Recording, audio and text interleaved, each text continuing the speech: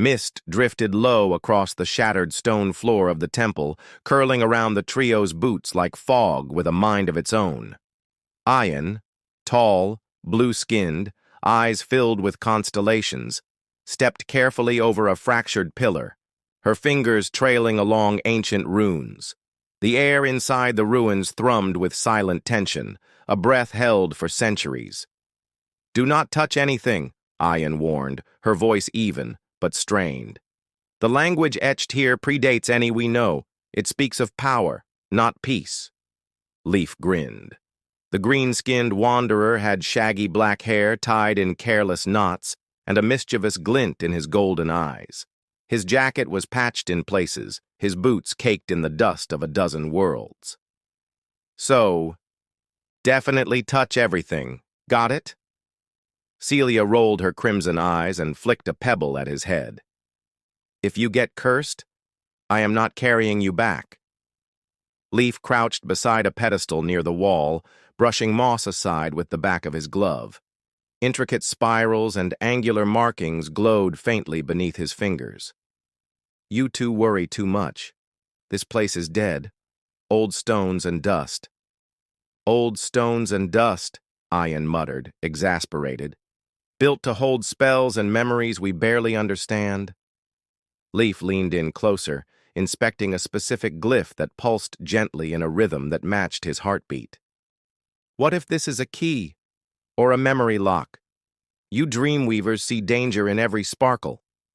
"Because we read the sparkles," Ayan snapped. "Leif, don't... Come on, how bad could it—" His finger brushed the glyph. The air hummed. Then it screamed. The glyph erupted in brilliant white light, illuminating the chamber like a rising star. Runes all across the room pulsed in chaotic sequence. The walls shook, groaned. Ayan yelled, leaping backward. Leaf was thrown off his feet, colliding with a stone arch. Celia drew her sidearm on instinct, but there was no threat to shoot. Just a rising column of pulsing violet energy and a resonance that cracked through reality like thunder. Space warped. Time buckled. An invisible shockwave blasted out from the pedestal. Everything went dark. Then silence. Only their ragged breaths broke the stillness. Celia coughed and rolled over. "What the hell was that?" "We warned him," Ayan gasped, sitting up amid the rubble. "Define alive," Leaf groaned from a collapsed pillar. They helped each other up. As Ayan brushed off debris, she gasped, "No, no, no, no!" Between her chest and Leaf's, a shimmering thread of light hovered in the air. It pulsed in hues of indigo and emerald, connecting them like a tether. When one of them moved, the thread tightened.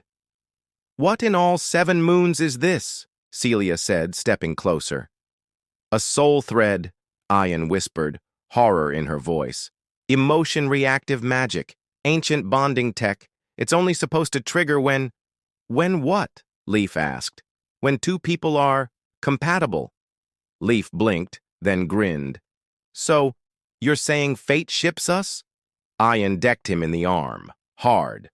"Ow! Okay, not funny, kinda funny, but ow!" "We need to leave," Ayan said. "This whole temple is unraveling." Above, the ceiling split. A massive shard of stone began to fall. "Run!" Celia barked. They sprinted down the corridor. The tether glowed between Ayan and Leaf, forcing them to move in sync. Whenever one slowed, the other was dragged behind them. The temple collapsed in a thunderous roar, stone crushing stone, dust chasing their heels like a storm. They burst into the open air, panting, bruised. Above, the twilight sky swirled in violet and orange. The ruins sat atop a drifting moon of obsidian cliffs and glowing moss. Bioluminescent fungi lit the path to Celia's ship, the Skyrunner, sleek, red, and beautiful as a flame. Ayan stumbled. Leaf caught her by instinct. The thread pulsed. They froze, inches apart. Her breath hitched. His eyes searched hers. "Thanks," she murmured. "Any time," he replied, softer than usual. "Get moving, lovers," Celia called, "before this moon collapses too." They climbed aboard the Skyrunner. Doors hissed shut behind them. Ian collapsed into the med chair while Celia activated the scans. The ship's interior lit with a soft hum, and the faint thrum of the tether vibrated against its instruments. "I can't believe I'm saying this," Celia said, tapping on her console. "But Leaf, what did you poke?" "A glyph," he said innocently, with glowing lines. It was asking for it. "You poked a sentient sigil of binding," Ian snapped. "That's not a button. It's practically a proposal." Celia raised her brow. "Oh, so you are married now." "We are not," Leaf snorted. "Yet," Ian glared. "We need to sever the thread before it stabilizes. If it roots, it's forever." "Like soulmates?" Celia teased. "No, like soul prisoners." Leaf crossed his arms. "Well, you're stuck with me for now. Could be worse." Ian turned away, her expression unreadable. Hours passed. Scans revealed that the tether was not. The Skyrunner hummed in low orbit around the drifting moon, its sleek form silhouetted against a sea of stars. Inside, the tension was anything but silent. The tether between Ian and Leaf glowed faintly, vibrating like a living string of emotion. Ian sat cross-legged in the center of the medbay, her blue skin reflecting the pale light. Her palms hovered above the thread. It shimmered every time she inhaled, every time Leaf shifted. "This isn't magic," she murmured. "It's something deeper, ancient will, intention wrapped in emotion." Leaf lay across a recliner nearby, hands behind his head, pretending to be relaxed. "You say that like it's not also kind of cool." "Cool?" she snapped. "It's invasive. This thing is listening to us, feeling us. Any surge of emotion could trigger a pop." A bright spark zipped between them, harmless but startling. Leaf jerked upright. "Like that," Ian hissed. Celia stepped into the room, red skin glistening from a recent engine check. "Still tethered, I see. Also, was that a spark? Do I need to put out a fire?" "No fire. Just idiocy," Ian muttered. Celia tilted her head. "Well, idiocy's a flammable fuel. Be careful." She dropped a data pad on the console. "I've been running simulations. The thread reads like a woven energy matrix. Parts of it are reacting like empathy sensors." "You're saying it feels our feelings," Leaf said. "Yeah," Celia replied, "and it likes drama." As if to emphasize her point, the thread pulsed a warm amber the moment Ian's scowl deepened. "We need space," Ian said, standing. The thread resisted. She took another step. The tether snapped taut, jerking both of them slightly off balance. Leaf grunted. "Okay," he said, arms out. "Maybe don't tug the soul cord. You're enjoying this, aren't you? Not the electrocution part, but the you stuck with me part? Yeah, kind of." Ian turned her back. Celia gave Leaf a long look. "Try not to antagonize the woman who can dream you into a swamp, all right?" He saluted. Later, in the ship's garden bay, Ian and Leaf sat beneath the glowing branches of a cultivated glowroot tree. The thread stretched between them, still humming. Ian stared at the thread. "The more we resist, the more volatile it gets. I think the bond needs harmony to stabilize." "Then maybe we should try being nice to each other? Can you manage that? For you?" "Maybe." A soft pulse of light traveled through the thread. Ian sighed. "Stop that. I didn't do anything. You felt something. The thread knows." Leaf leaned forward. "What about you? This thing's responding to both of us." She hesitated. "I'm trying to contain it, but my training was never meant for this kind of proximity." He tilted his head. "You mean closeness?" "Yes. And you're very loud. Emotionally or physically?" "Yes."